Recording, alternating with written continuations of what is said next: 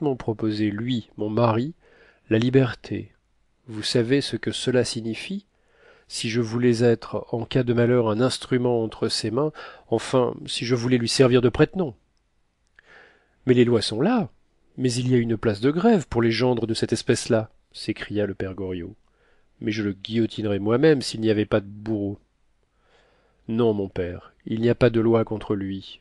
Écoutez en deux mots son langage, dégagez des circonlocutions dont il l'enveloppait. Ou tout est perdu, vous n'avez pas un liard, vous êtes ruiné, car je ne saurais choisir pour complice une autre personne que vous, ou vous me laisserez conduire à bien mes entreprises. Est-ce clair? Il tient encore à moi, ma probité de femme le rassure, il sait que je lui laisserai sa fortune et me contenterai de la mienne. C'est une association improbe et voleuse à laquelle je dois consentir sous peine d'être ruiné. Il m'achète ma conscience et la paye en me laissant être à mon aise la femme d'Eugène. Je te permets de commettre des fautes. Laisse-moi faire des crimes en ruinant de pauvres gens. Ce langage est-il encore assez clair? Savez-vous ce qu'il nomme faire des opérations? Il achète des terrains nus sous son nom, puis il y fait bâtir des maisons pour des hommes de paille. Ces hommes concluent les marchés pour les bâtisses avec tous les entrepreneurs qu'ils payent en effet à long terme et consentent moyennant une légère somme à donner quittance à mon mari qui est alors possesseur des maisons, tandis que ces hommes s'acquittent avec les entrepreneurs dupés en faisant faillite. Le nom de la maison Nucingen a servi à éblouir les pauvres constructeurs. J'ai compris cela. J'ai compris aussi que, pour prouver, en cas de besoin, le paiement de sommes énormes, Nucingen a envoyé des valeurs considérables à Amsterdam, à Londres, à Naples, à Vienne. Comment les saisirions-nous? Eugène entendit le son lourd des genoux du père Goriot, qui tomba sans doute sur le carreau de sa chambre. Mon Dieu, que t'ai-je fait? Ma fille livrée à ce misérable? Il exigera tout d'elle s'il le veut. Pardon, ma fille, cria le vieillard. Oui, si je suis dans un abîme, il y a peut-être de votre faute, dit Delphine. Nous avons si peu de raison quand nous nous marions. Connaissons-nous le monde, les affaires, les hommes, les mœurs? Les pères devraient penser pour nous. Cher père, je ne vous reproche rien, pardonnez-moi ce mot. En ceci la faute est toute à moi. Non, ne pleurez point, papa, dit-elle en baisant le front de son père. Ne pleure pas non plus, ma petite Delphine. Donne tes yeux que je les essuie en les baisant. Va, je vais retrouver ma caboche et débrouiller les chevaux d'affaires que ton mari a mêlés. Non, laisse-moi faire, je saurai le manœuvrer. Il m'aime, eh bien, je me servirai de mon empire sur lui pour l'amener à me placer promptement quelques capitaux en propriété. Peut-être lui ferai-je racheter sous mon nom Nucingen en Alsace, il y tient. Seulement, venez demain pour examiner ses livres, ses affaires. Monsieur Derville ne sait rien de ce qui est commercial. Non, ne venez pas demain. Je ne veux pas me tourner le sang. Le bal de madame de Beauséant a lieu après-demain. Je veux me soigner pour y être belle, reposée, et faire honneur à mon cher Eugène. Allons donc voir sa chambre. En ce moment, une voiture s'arrêta dans la rue Neuve-Sainte-Geneviève, et l'on entendit dans l'escalier la voix de madame de Restaud qui disait à Sylvie: Mon père y est-il? Cette circonstance sauva heureusement Eugène qui méditait déjà de se jeter sur son lit et de feindre d'y dormir. Ah, mon père, vous a-t-on parlé d'Anastasie? dit Delphine en reconnaissant la voix de sa sœur. Il paraîtrait qu'il arrive aussi de singulières choses dans son ménage.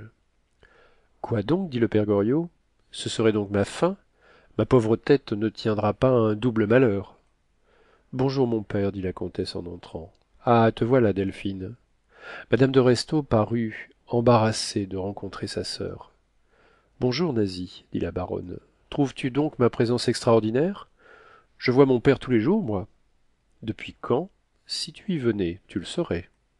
Ne me taquine pas, Delphine, dit la comtesse d'une voix lamentable. Je suis bien malheureuse, je suis perdue, mon pauvre père. Oh, bien perdue cette fois. Qu'as-tu, Nasie? Cria le père Goriot. Dis-nous tout, mon enfant. Elle pâlit. Delphine, allons, secours-la donc. Sois bonne pour elle. Je t'aimerai encore mieux, si je peux, toi. Ma pauvre Nasie, dit madame de Nucingen en asseyant sa sœur, parle. Tu vois en nous les deux seules personnes qui t'aimeront toujours assez pour te pardonner tout. Vois-tu, les affections de famille sont les plus sûres. Elle lui fit respirer des sels, et la comtesse revint à elle. J'en mourrais, dit le père Goriot. Voyons, reprit-il en remuant son feu de motte, approchez-vous toutes les deux, j'ai froid. Qu'as-tu, Nasie? Dis vite, tu me tues. Eh bien, dit la pauvre femme, mon mari sait tout. Figurez-vous, mon père, il y a quelque temps, vous souvenez-vous de cette lettre de change de Maxime? Eh bien, ce n'était pas la première. J'en avais déjà à payer beaucoup. Vers le commencement de janvier, monsieur de Trailles me paraissait bien chagrin. Il ne me disait rien, mais il est si facile de lire dans le cœur des gens qu'on aime. Un rien suffit. Puis il y a des pressentiments. Enfin, il était plus aimant, plus tendre que je ne l'avais jamais vu. J'étais toujours plus heureuse. Pauvre Maxime. Dans sa pensée, il me faisait ses adieux, m'a-t-il dit. Il voulait se brûler la cervelle. Enfin, je l'ai tant tourmenté, tant supplié, je suis restée 2 heures à ses genoux. Il m'a dit qu'il devait 100 000 francs. Oh papa, 100 000 francs! Je suis devenue folle. Vous ne les aviez pas, j'avais tout dévoré. Non, dit le père Goriot, je n'aurais pas pu les faire, à moins d'aller les voler. Mais j'y aurais été, Nasie, j'irai.